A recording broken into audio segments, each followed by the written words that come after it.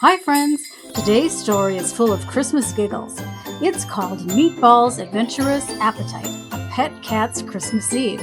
If you remember Meatball from our Halloween and Thanksgiving stories, you already know this chubby cat loves food, maybe a little too much. But what happens when his Christmas curiosity leads to a big, fishy mix-up? Let's find out! Meatball's Adventurous Appetite, a Pet Cat's Christmas Eve, written by Dr. Zheng-Ward, illustrated by Roka Studio. Meatball was a messy white cat with a big fat belly and a small tuft of hair on his head. He loved to eat and then sleep with his blue blanket, but he hated baths. It was a cozy Christmas Eve. The fat cat was watching the Jones family decorate their Christmas tree. The children were excited because they knew presents would make their way under the tree by morning.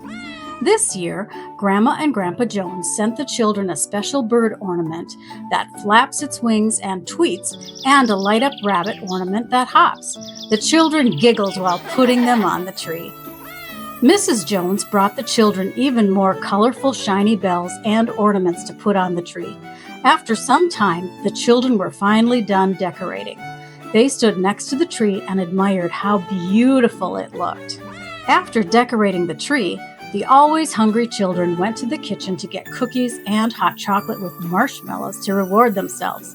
While they snacked, they listened to Mrs. Jones tell Christmas jokes as she prepared dinner. What do gingerbread men have on their bed? Cookie sheets. The children laughed and giggled loudly. Meanwhile, Meatball, who had been watching everything with great interest, saw his chance to get a closer look at the shiny, eye-catching ornaments on the tree. With the rest of the family distracted in the kitchen, Meatball got closer to the tree and was mesmerized by the shiny bells and the special bird and rabbit ornaments. Despite his fat belly, Meatball hid inside the tree so he could play with the ornaments without getting caught. As Meatball got inside the Christmas tree, the bells jingled. The children heard the bells and thought it was Santa coming down the chimney to bring them presents. They quickly ran to the Christmas tree with excitement. But when they got there, there was no Santa, no presents, and no bells jingling. The children looked disappointedly at one another, shrugged, and went upstairs to play.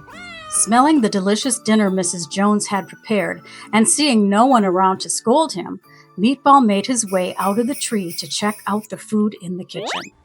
Mrs. Jones left the salmon and the roast beef on the kitchen counter as she quickly sautéed some asparagus.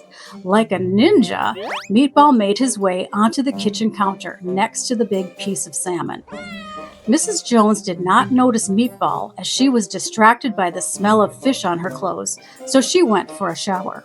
Meanwhile, Meatball got a big piece of salmon off the counter and dragged it to the Christmas tree to hide and eat. Next to the tree, Meatball had the salmon all to himself, and he couldn't be happier. He loved every bite of it, leaving only the tough, scaly skin behind. Just when he was finished eating, Meatball was startled by the children coming down the stairs. He tried to get back inside the Christmas tree quickly and kicked the scaled salmon skin off the floor, and it landed and wrapped itself around his tail. Maddie, the youngest of the three children, screamed at the top of her lungs. There's a snake inside the tree. Alex and Victoria, two older siblings of Maddie, were startled by the scream. They grabbed their little sister and stepped back. The two younger kids looked to their older brother Alex for a plan of action. Alex remembered the snake catcher who came to his school and told the students about contacting animal control if they ever saw a dangerous snake around their home. He called them immediately. The Animal Control Agency staff arrived with a snake hook, tongs, and a cage. They approached the Christmas tree slowly and carefully. At that moment, Mrs. Jones came out from the shower and was surprised to find so many people gathered around their Christmas tree. She was quickly informed and stuttered, "Snake? There's a snake in the tree?" Mrs. Jones was so confused and scared and quickly gathered the children and let the Animal Control Agency staff catch the snake. The children stayed on the stairs and watched with fear and excitement. It didn't take long before they found Meatball, who was napping quietly inside the tree after his big meal of salmon. As Meatball was being removed from the tree, Maddie pointed and said, "Don't you see the snake? It's right there behind Meatball." Everyone looked closer and saw the scaled salmon wrapped around Meatball's tail.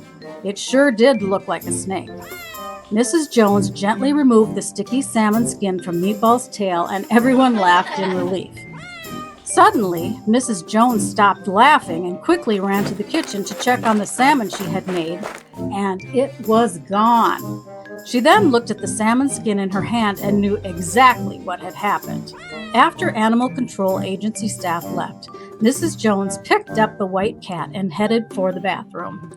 Meatball tried to get away, but there was no escape.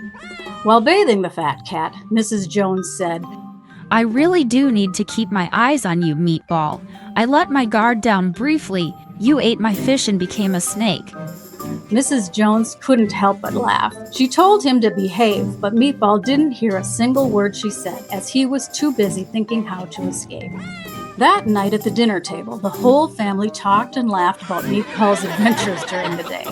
Even though no one had salmon for dinner, everyone now had the best salmon story to share while they enjoyed their roast beef and sautéed asparagus with Meatball on this unforgettable Christmas Eve. Well, Meatball sure made Christmas Eve fantastic at the Joneses' house. Thanks for reading with me today. See you next time. Bye!